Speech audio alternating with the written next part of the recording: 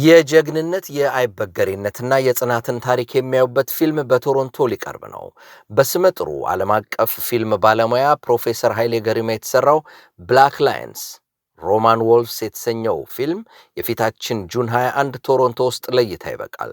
506 ብሉር ስትሪት ዌስት የሚገኘው ቴድ ሮጀርስ ሲኒማ የሚታየው ይህ ፊልም ኢትዮጵያውያን ቅኝ አገዛዝን ለመቀልበስ ያደረጉትን ታሪካዊ ተጋድሎ ያስቃኛል። የ2026 በርሊን ካሜራና የሌሎች በርካታ ሽልማቶች ባለቤት ዕውቁ የፊልም ባለሙያ ኃይሌ ገሪማን በሚገኙበት ጁን 21 በ506 ብሉር ስትሪት ዌስት ቴድ ሮጀርስ ሲኒማ ከ3 ፒኤም አንስቶ የሚታየው ብላክ ላየንስ ሮማን ወልቭስ ፊልም እንዳያመልጣችሁ። ትኬታችሁን በሆት ዶክስ ቴድ ሮጀርስ ሲኒማ ድረገጽ ገብታችሁ መግዛት ትችላላችሁ። ከ30 ዓመታት በላይ የፈጀው ይህ ፊልም ታሪክን ወደ ኋላ እያስቀኘ መጪውን ዘመን የሚያማትር ድንቅ ፊልም ነው።